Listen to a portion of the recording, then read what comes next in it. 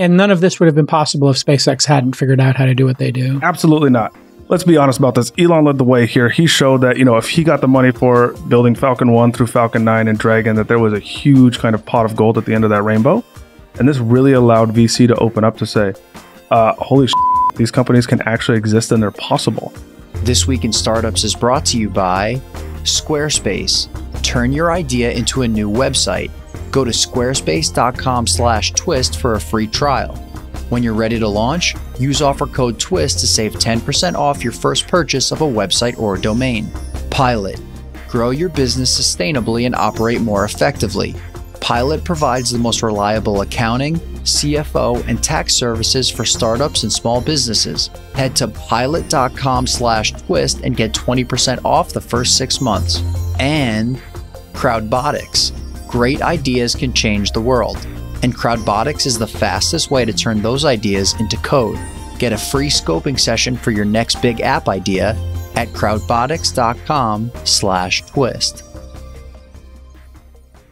Hey, everybody. Welcome back to This Week in Startups. Today, got a really interesting interview lined up for you. Today's guest is Matt Gialich, and he is with a company called AstroForge. What does AstroForge do? Well, they're using SpaceX's ride-sharing program to get into space and launch devices that will be able to mine asteroids. And just 2 weeks ago, AstroForge sent its first vehicle into space, the Broker 1 vehicle. Here's what it looks like for those of you watching. Looks like 2 solar arrays with a box in the middle. And we'll get into what it does in a moment. But first, let's welcome Matt to the program. Hey, Matt. Hey, Jason. Thanks for having me on. All right. Why should we be trying to mine asteroids? What are on asteroids that's not here on planet Earth? What's the point? Specifically, we are starting out first with what are called the platinum group metals. So you probably heard of some of these, right? There's jewelry that's made out of platinum, but there's 6 of these elements that are used in all of our industrial applications. I mean, your cell phone has every single one of these metals in it. And we're running out of them, both as a nation, but also as a planet. They're a limited resource that we're mining, and we're destroying our planet as we mine it. Well, we have a ton of evidence to suggest that there is very, very high concentrations of these PGMs off-world. And that's what we're going after. PGMs are called. Yeah. PGM, short for platinum group metals. Got it. Iridium, osmium, palladium, platinum, rhodium, and ruthenium, if I'm pronouncing any of those correctly. You got them all correct. These all come from asteroids, or these are found on asteroids, but also found on planet Earth. Yes. In fact, one of the leading theories is the only reason we see them on the crust of the Earth is due to asteroid impacts that have happened, millions of years ago. Ah, fascinating. And these are extremely valuable metals, correct? They're extremely valuable. I mean, you can look at the spot prices. These are traded commodities that are, traded on the London spot market. They range anywhere from about $400 an ounce all the way up to about $20,000 an ounce. Got it. So we see some pictures there of your satellite or vehicle. What would be the proper term? We call it a vehicle internally, right? It's something that's traveling out there. But yeah, it is a satellite bus or a vehicle that will go out to the asteroid. So I guess the question is, how far out into space are these asteroids? How much does it cost to go find one? And has anybody in history ever successfully docked with an asteroid and brought materials back to Earth on an unmanned mission? Is that something we do now? So all great questions. To answer them, yes, we've done it, right? We have sent, as a human species, both NASA and the Japanese Space Agency have sent craft out to asteroids, docked with them, taken samples, and brought them back to Earth, right? The Japanese Space Agency, the famous vehicle there was called Hayabusa 2. It went out to an asteroid and took a sample. And then from NASA, we sent out a mission called OSIRIS-REx.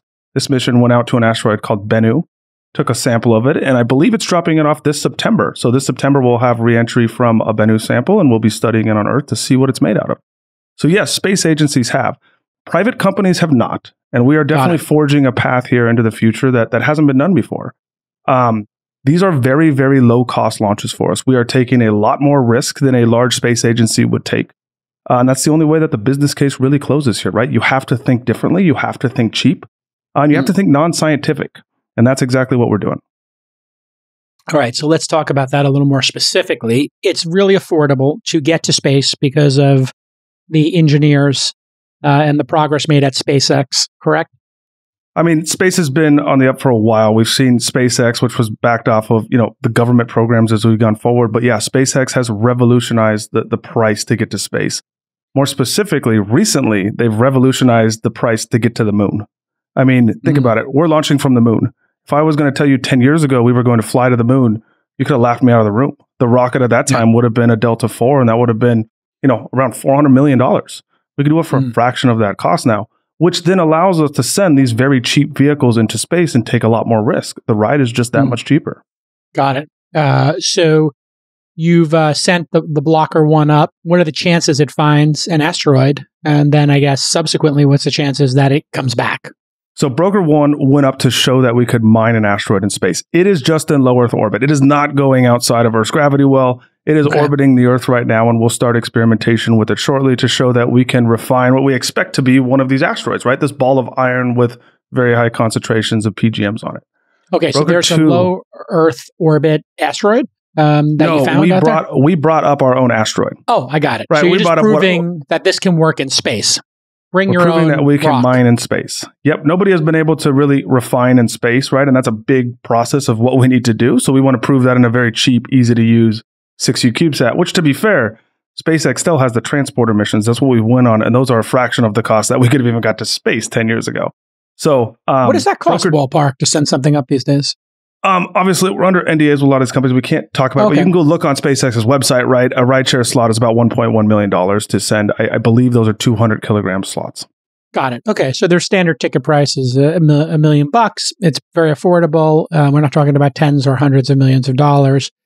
But the key to your innovation is you're going to do the mining in space. So does that mean this? I mean, I'm sorry to be a neophyte here, but does that mean there's like a drill bit on this thing? And it's going to drill in, take a sample, and then process it and say, hey, this is dust. Oh, this is platinum. Let the dust flake off and just only bring platinum back. So the way we do it is we go out to the asteroid. We dock with the asteroid. Use the right word there, right? These are very small bodies. They're about 30 meters in diameter. So we're talking very, very small rocks that we're docking with. We use a process of directly heating the surface till it vaporizes. So there is no actual mechanical parts here. This is all done with a laser. We vaporize the surface, we collect that vapor, and then we sort it. And this is essentially the experiment we're testing out in low Earth orbit. We've proven it to work in our thermal vacuum chambers on Earth. That allows us to sort out platinum from stuff we don't care about, right? Iron, cobalt, other trace minerals in these asteroids. And then we bring back only the platinum group metals. Now, the reason for that is bringing back is still expensive, and weight in space means a lot. We only want to bring back the stuff that's worth a lot of money. We are kind of limited on what we can bring back. So that's how we do it. So the lasers pick out the good stuff, you sort it out. Then how does it get back? Because every time I see something come back, it burns up. These asteroids burn up before they hit. So how is your vehicle designed so that it can bring back the payload? And how many ounces is it going to bring back? Yeah, so I mean, our vehicle has a heat shield on it. And the nice thing about our heat shield is we're not bringing back humans. We're not bringing back really experiments. We're bringing back raw commodities, right? This is a block of metal, which means we can come in a lot hot and heavier than really any other spacecraft. There's a lot of precedents for doing this before. NASA has done deep space return multiple times. So we really understand the physics behind deep space return. And it all comes down to sizing the heat shield correctly. Got it. On average, with our projections right now and our trajectories, we can bring back right around 1,000 kilograms of platinum group metals per mission. So that's what we're aiming to bring back. What is 1,000 kilograms? It's about a ton. It's a metric ton. Wow. PGMs per mission. You're going to be able to bring a ton back. Okay, so how big is your vehicle? Is it like the size of the vehicle? A car? It's not that big. The vehicles that we will mine with are about 200 kilograms. What's the size of them? Because you said the asteroids were about 100 feet wide or something. So the vehicle itself is 10 feet, Vehicle's 20 about feet? The size of a mini fridge. It is not a big vehicle when you look at it. Yeah. Well, platinum is very, very dense, right? Its atomic weight is very, very high. So we store this metal right behind the heat shield. It's volumetrically actually not that much material that we bring back. If you can tell from the podcast lately, we've been doubling and tripling down on Founder University at launch. In fact, it's basically the future of our venture capital firm. And that's awesome because I'm working with a couple of hundred early stage founders really early and getting to see what tools they use. You know what tool they show up with most? They show up with Squarespace. They put up their first website instantly, quickly with Squarespace. And it's beautiful and it makes them look like $1 million. The thing you may not be aware of is that Squarespace, beyond the beautiful templates that make your company look like $1 million and that work on mobile, it's not just a pretty website. It is a powerful e-commerce platform now. And they have member areas. What's a member area? You know, people like to sell content now and premium content. It's a big business. Well, they have that built in to Squarespace and they don't take, you know, double-digit percentages of your revenue like those other platforms do. And they also have appointment scheduling. So, you know, if you're doing a business where you're a consultant, you want to charge for your time, well, you have scheduling built into it as well. And this is the brilliance of Squarespace. It's going to look beautiful, as you know. So here's what I want you to do. Just head to squarespace.com/twist for a free trial. When you're ready to launch, use the offer code TWIST. You save an extra 10% off your first purchase of a website or a domain. We love you, Squarespace. You know how it is. When you're a technologist, everybody in your family, your friends, your circle, your network come to you and say, hey, I got to get a website up. Can you find me a developer, a designer, a product manager? And you just say, you know what? Yes, I can find you all that and more at squarespace.com/twist. And so when it comes back, okay, you got the heat shield. I got that. But then how do you catch it? Is it going to have a parachute on it? Does it hit the water? If it hits the earth, I mean, it's just going to be turned to dust. So you got to have some sort of plan for landing. What's the landing plan here? Yeah, our current plan right now, and we're in discussions right now, is with there is a giant range in Utah owned by the Air Force that you can do deep space reentry from. In fact, I believe this is where Osiris-Rex is landing when they come. Multiple people use this as a range to return from space on. That's where we'll land. We use very, very small chutes to slow down the vehicle. Right now, our mast shows us hitting the Earth at about 30 kilometers an hour. So we're not going super slow, but we're not going super fast. But keep in mind, this is just a block of metal. We can take risks with bringing it back that are very different from a human or scientific spaceflight. Got it. Yeah, if the refrigerator gets dented or cracked in half, it's no big deal. You're just going to pick up the pieces and you're all good. And so when you do a startup like this, how long does it take in your estimation? You guys have raised over $10 million. You got 15 employees last we checked. Or maybe you've raised 23 million. I've seen two different numbers, PitchBook and CNBC. So you raised low tens of millions. How wide of a runway do you need to build a company like this? This seems quite ambitious. How long will it take for you to prove this out and then start generating actual revenue? Yeah, for sure. It's a very ambitious company, and these things are very, very high risk, right? I will say this, that with our current funding, we've been able to fund our first 2 missions. That includes going to the asteroid. And that's what we need to do. We need to be able to prove out each one of these milestones so that we can raise additional money and get to our end goal, right? We have a lot to prove as a new company. I think any deep tech company does. You got to be able to prove you can hit your milestones to raise the next tranche of capital. For us, we have a very clear plan to do our first, to actually bring back our first amount of metal by the end of this decade. And that's what we're holding to on a very kind of crystal clear schedule for us.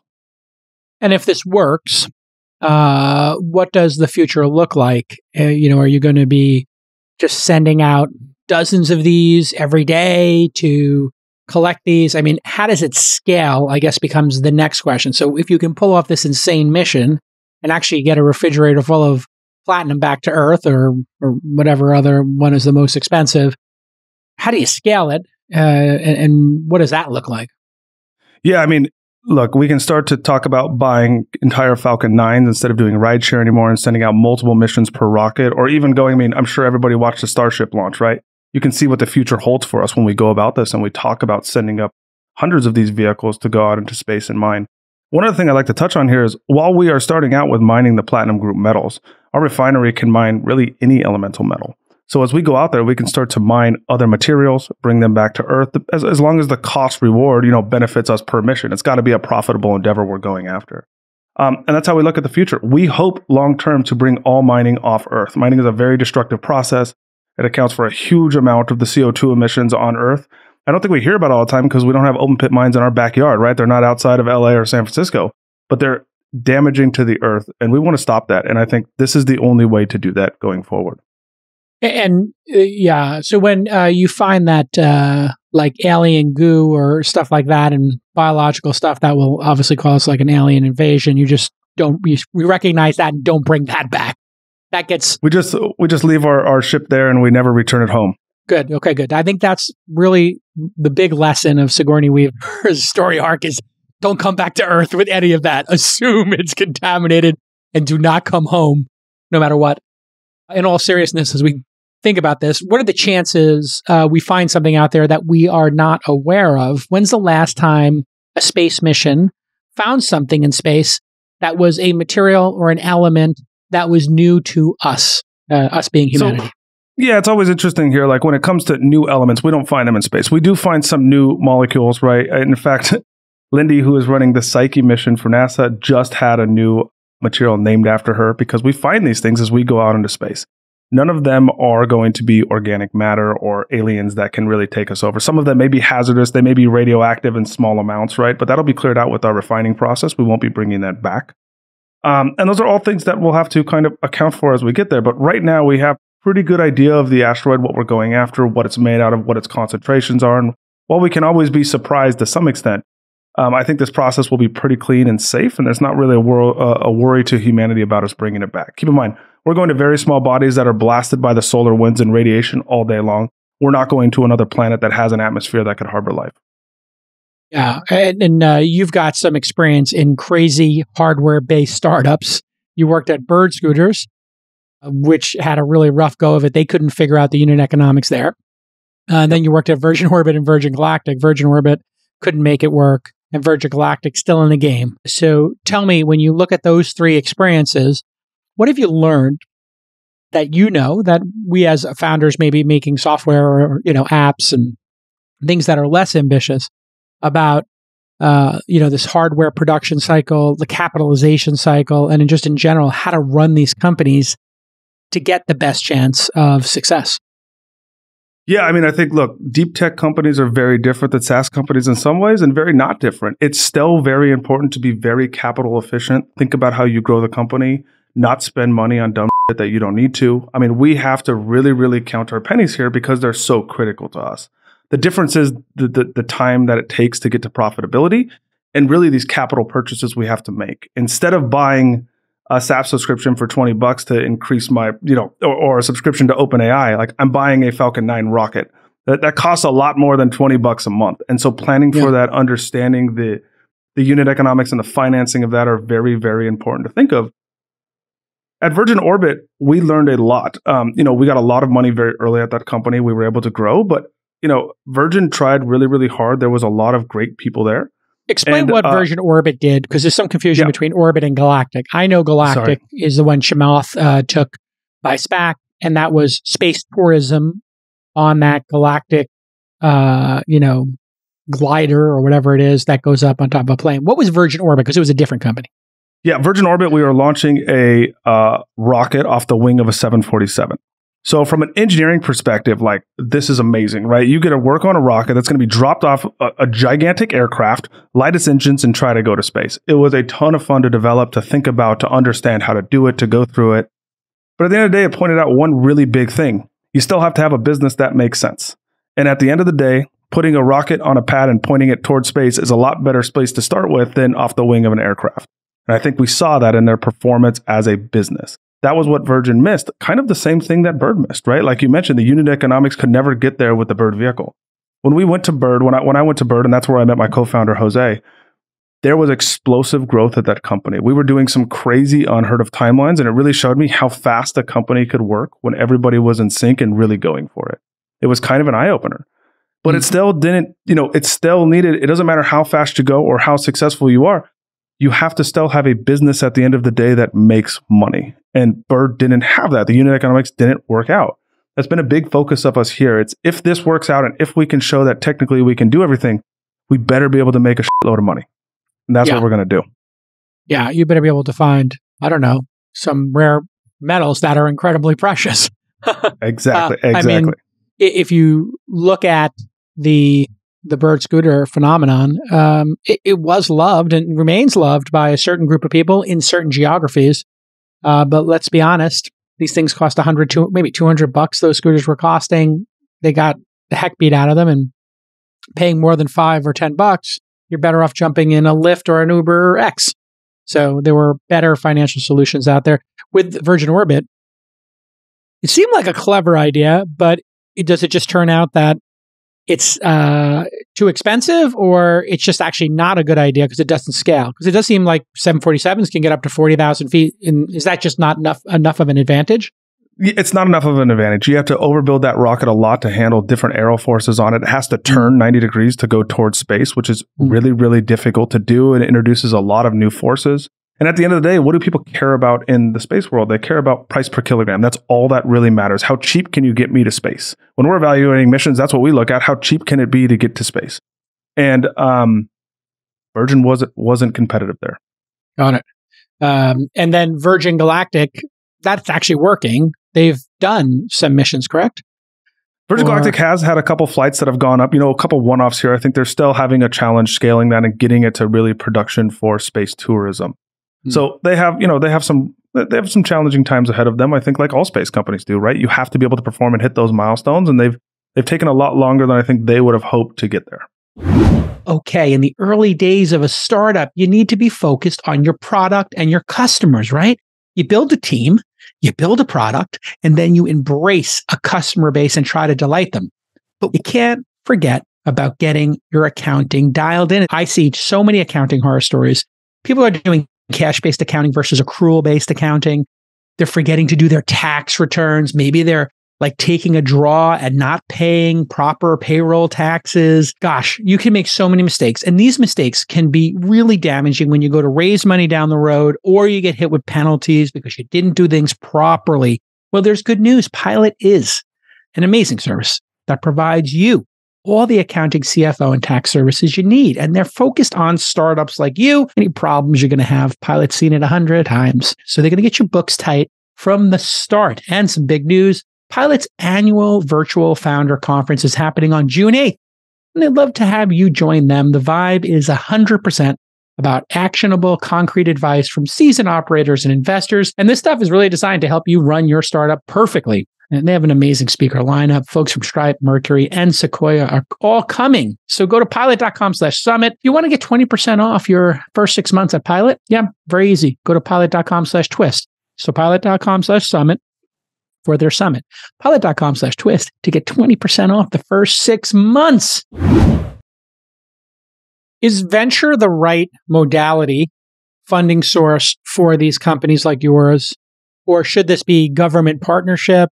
Or, governments making these investments alongside? Because Elon's made it work, but most of these other space companies have not. I don't know if the mortality rate of space companies is actually lower than regular startups or not. I don't have a collection of a list of all of them and how many have actually not worked out. But what are your thoughts there? And it would seem our government would have a very big interest in what you're doing for national security reasons. So why don't they just give you $250 million and do some contract with you to make sure this works? Because if it does work, my Lord, this is important for national security. If we don't have these rare earth metals in our competition with other parties on the planet, it would seem that you're a pretty important project. I think we could talk about governments and how they work all day long and where the money gets allocated to. At the end of the day, I need to show that I'm a profitable company with or without the government's help. I want to be a commercial space company. And in my opinion, that's what venture is built on, right? Venture is built on taking big risks for big payoffs. And that's what AstroForge is. That's what SpaceX was, right? Yeah. SpaceX just hit and had that big payoff. We hope to do the same thing. I actually think this was venture was founded on. I think what we see in venture now, where we have a lot of people investing in these kind of, monthly growth SaaS models, you can make quite a bit of money there, but they're not going to change the world. Let's be honest about it. These kind of companies that I'm trying to start will change the world if they're successful.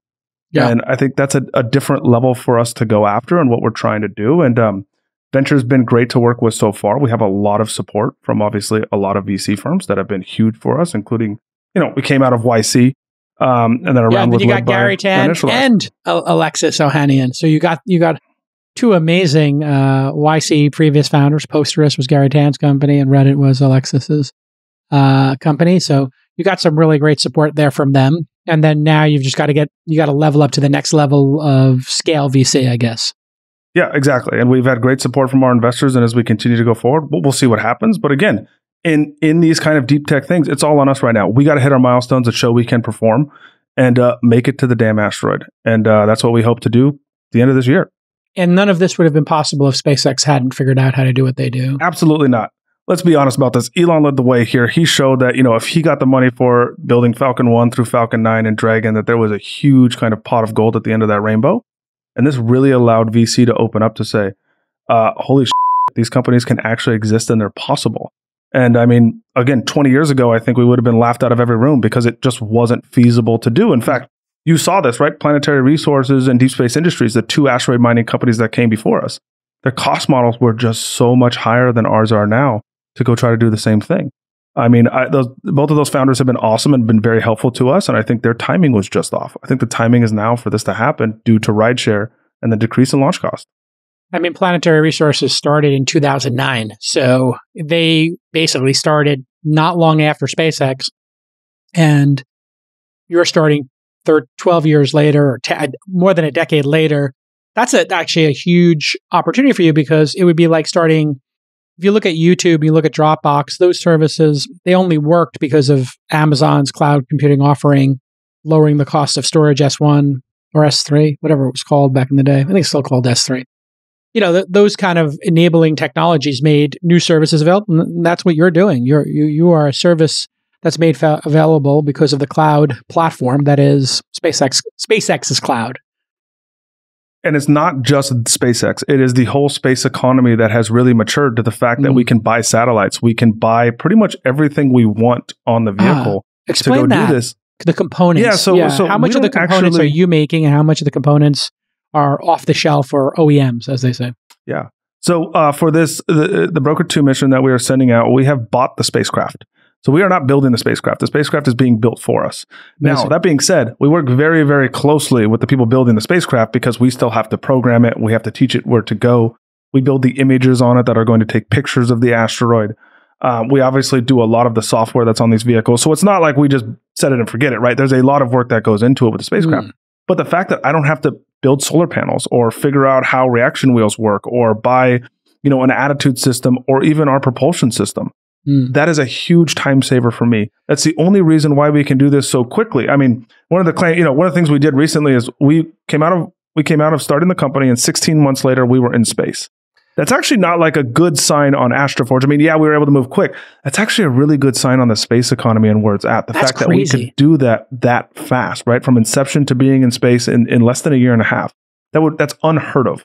And it's all because of that in space, or the space economy. Well, and if, have you ever seen how big Starship is? Like, have you seen it in person yet? I have not. Obviously, I've seen a lot of Falcon 9s in person, but not Starship. It's wild. I've been inside of one, like the cone portion of it, like where the payloads go. And it's like looking into the belly of like a giant, the largest jet you've ever seen. And I think you can fit 300 people inside of it if you have like seating. So it can fit like an international, and one of those multi-deck, airplanes are that you see going, to Asia from SFO.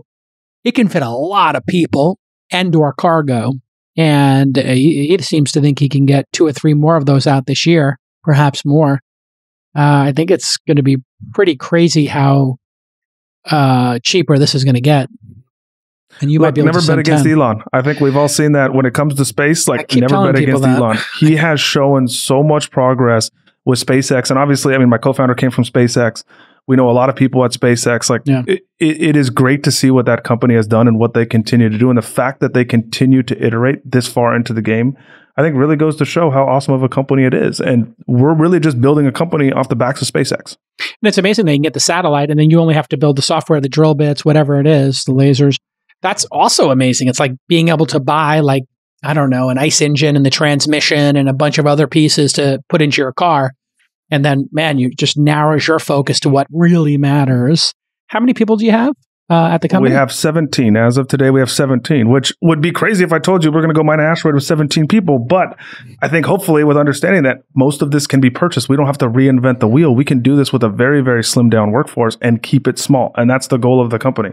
I'm not going to grow my company via headcount, right? It's important to be very capital efficient, and that's the way we do it. Incredible. I mean, if this was 10 years ago, you probably need 17 people just for the solar arrays on this, right? You probably need 200 people to do this company, but a decade ago. Correct. Now we can buy it all. And it's a game changer for us, Jason. It's totally different than it was a decade ago. And, I can't wait to see what happens in another decade, but hopefully we're on the forefront of showing people this is possible in a totally different regime. All right, listen, Matt, continued success. I know you got the 17 people. Any open positions now for these lunatics who want to join you on this insane mission to Mindspace? It's a noble and insane mission. Do you have any open positions or are you full up? We got a couple open positions that we're always looking for, right, when it comes to physicists and top engineers. So if you're interested, hit me up on LinkedIn. Okay, hit you up on LinkedIn. And then the website is? AstroForge.io. You can find out more about it there in our news articles. All right, listen, continued success. Thank you for doing this hard work for humanity, and I wish you great success on it. And it sounds like you're going to get it done. So congratulations on this incredibly impressive effort. I really mean that sincerely. Awesome. Thank you, Jason. Thanks for having me on. All right, we'll see you next time. And we'll see all of you next time on This Week in Startups. Bye-bye. Probably the most common challenge I hear from founders is related to building. Either they aren't technical and are searching for a technical co-founder, or they can code, but they're just spread too thin. This is one of the first major obstacles you're going to face, and I know how discouraging it can be. But there is a solution. Do you have a great idea, but you don't have a technical co-founder? Well, Crowdbotics can be your CTO as a service. Boom! Just like that. This means you can focus on building an awesome product and delighting your customers, rather than wasting your time on infrastructure planning, architecture, compliance, and all that boring stuff. Crowdbotics also offers professional scoping to help you flesh out your project at the MVP stage and beyond. So cut out the hassle and get back to building that perfect product for your delighted customers. And when you think Crowdbotics, I want you to think getting your time back to focus on product. Product drives everything in a startup, so let the folks at Crowdbotics show you how it works. Schedule a free scoping session and get your detailed build plan at crowdbotics.com/twist. That's crowdbotics.com/twist. Hey, everybody. Today on Founder University, the podcast, we're setting up a fundraising process and learning how to prepare for your first investor calls. As someone who's pitched my own startup for funding, and now having taken hundreds of founder calls as an investor, these are my best tips for success. Let's go. Today, we'll cover setting up a fundraising process. We'll review the funnel and how to stay organized. Then we'll prepare for your first investor meeting. And we'll wrap up with how to prepare for your post-meeting follow-up. Now, we need to understand the fundraising funnel. This is the first step towards success in creating a fundraising process. Just like sales, fundraising is 100% a numbers game. Think of this as a funnel. Here is what it should look like. As you can see, in order to get a term sheet or potentially multiple term sheets in a hot fundraising market, you need to work backwards and ensure you have enough folks in the top of the funnel to get folks downstream at the bottom. So, how do we fill the top of this funnel? First, you need to start a target list. Here are a few places to start looking for investors. As you're searching, please be mindful that you are targeting the right investors for your business. For example, if you are pre-seed, it's probably too early to pitch investors who participate at Series B onwards. If you have a D2C company, you want to focus on investors who invest in D2C companies. Seems simple, but we see this all the time. Also, note that firms have a thesis. It's not always public and transparent, but you can usually tell by their previous investments. And while you're doing this research, please triple check that the investors are still at the firm that you found them for, and that they still have a focus on the type of businesses that you think. This can be as simple as checking the firm's website, but since folks move around and jobs change, even in VC, this step will save you a lot of time and energy in the long run. Okay, a couple to point out here that are a little less obvious. You may see funding announcements that list investors, and you can pull leads from here for the top of the funnel. Also, founders are a great resource. If they have a connection, they may even be willing to give you a warm intro. Now, while we're talking about warm intros, each investor and firm have different expectations here. Some will require a warm intro, others have a complete open door policy, send the cold email, we love to get them. And others will require companies to reach out through their site or some other standardized form. Don't read too far into this, but do reach out in the way that they ask. It's going to help you get there faster. And now for Twitter. Twitter is such a powerful tool. You can search for things like active VCs, active investors, and then take that search a step further. You can add stage, for example. So search for active early stage investors or active seed stage investors.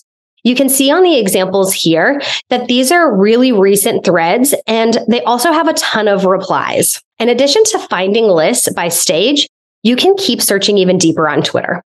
Folks will often do lists and threads like this with specifics for technology, business model, industry. The example here is specifically calling out investors in AI who also do seed stage deals. If this is the type of investor you're looking for, this list is going to literally be a cheat sheet for you. So please take a look at Twitter and see how it might help. Great. Now you have your list of investors and you'll need to track the outreach of these results. Again, very similar to a sales pipeline. You'll want to have one place not only to keep the contact details for everyone you're reaching out to, but also track the stage of the process you're at with each of these different folks. So this doesn't have to be fancy and you don't need to use an expensive CRM. You can use tools like Google Sheets or Excel. I prefer Streak, which is an in-email CRM that's lightweight and has a freemium version. You can also use whatever CRM your team is currently using, but again, you don't necessarily have to buy something expensive to run this process. All right, let's talk about a few of the basic fields you'll want to track in your pipeline. First, name. The best practice here is for any CRM that you want to include the first name and the last name in separate columns or fields. And this is so that you can mail merge and use tags to personalize emails without having a lot of manual work later on. You'll want to track email, the firm or company name, check size, do they lead, and how do they prefer to be contacted? Again, those Twitter lists probably will tell you all of these details and give you that cheat sheet to fill this in quickly. Then you'll want to track where in the funnel or the pipeline each of these folks are. Here are a few stages to get you started on creating your own pipeline. And please customize this, make it your own. This isn't the end all be all. It's just a few that we've seen work well. All right, first up, not yet contacted, pretty self-explanatory. This is when you've just found them, but not actually reached out. Then email or application sent, you know that you actually did your first step and you're waiting to hear back. Next, we have conversations started. Often there is some back and forth before the actual call is scheduled. So we like to have that broken out and have a specific stage for first call scheduled. Next up, we have post meeting 1 and 2. There will be downtime in between meetings and conversations. So having a stage where they can kind of sit and you know exactly where they're at is going to, again, help you stay organized. Great. Now we're into the outcomes. You'll want to keep clear notes here. So when it's time to raise again, you can go back and know exactly where you left off with each one of these without having to dig into old emails or remember. All right. First up, we've got committed. This can also include companies you're in diligence with, or you can break those out if you prefer. Next is send monthly updates. This should be a pretty big list. Anyone who passed that may come in at a later date, you'll want to send updates again. Remember, investors like to invest in lines, not dots. And then these last two categories are probably going to be used sparingly. Not a good fit, we passed, is one that I like to use almost as a no-fly list. So this is for folks that you had a bad experience with, if that happens, unfortunately, or firms that maybe you're too early for, or you know that you're not a great fit for their investment thesis, which again, sometimes changes, so use this sparingly. And our last stage is they passed, don't add to updates. Again, this is going to be very infrequent when you want to use this, but a couple reasons you may want to not include investor on updates are things like they've invested in a very close competitor, which makes you feel uncomfortable, or you don't feel strongly that there's a chance for a relationship later on. Otherwise, go ahead and include them on your monthly updates. And again, when it's time to raise, you can circle back around with them. And before we leave here, the last step to creating your fundraising process is to hold yourself accountable. You should set some targets for outreach, investor calls, and even getting to a decision. Like sales, getting to a no is often hard, but it's better to know that early and redirect the energy. And a huge punch up here is whether you're using a spreadsheet or a CRM, you can actually have it auto-calculate how many days since your last interaction. And then this way, you don't get busy and leave a conversation to go cold on accident. Investors have lots of shiny objects, so responding quickly and staying top of mind is going to help you not get lost in the mix. Okay, I have to pause here. Also, like sales, you have to take the emotion out of the process. I see very often on Twitter threads of founders adamant about burning a bridge and never taking money from an investor who passed early on. But I suggest you take a step back. Remember, investors have several factors that they're considering when looking at your business. They have things like, does this fit into their thesis? How much of their fund has been deployed and how much is still available? How many investments are they aiming to make per quarter or per year? And where are they at with those targets? And also, how well does your business fit into all of this? So you'll never know all the factors for why an investor may have passed. And assuming they weren't rude or a really bad fit, I encourage you to reframe your expectations. Don't burn the bridge. And instead, remember that investors invest in lines, not dots. Add them to the updates and start building that relationship. You never know what might come of it. Great. On to our second agenda item today. We are figuring out what to do once you get a reply. You've got that interest. They're in your inbox. What do you do to prepare for that meeting? First of all, don't freeze. It may sound simple, but if you've never done this before, it can be super intimidating. So reply to the email, answer any questions that they asked, use very plain English, and just be normal. Also, you don't want to wait too long. Again, when you have their attention, you don't want to lose it. VCs expect founders to move fast, and if you take weeks to reply, you failed. And next up, we want to do our research on who you're speaking with. So this is going to help take the edge off if you're nervous and also help you prepare. So we've replied to the investor's email. We're getting the conversation scheduled. Now it's time to really prepare for that meeting. First up, you want to research the firm you're meeting with. You want to check things like their website and look them up on Twitter, LinkedIn, Crunchbase. Here, you're looking for a few different pieces of information. Things like what type of businesses have they invested in previously? What business models, what stage, and can you get an idea of their check size? Then you'll also want to research the person you're speaking to. It'll, one, make small talk a lot more comfortable. And two, it'll help you gauge how well they understand your business so you know how deep to go. So a couple examples here I think are really helpful. If you're an e-commerce marketplace and they were a founder of a marketplace, you can assume they're going to understand your business very well.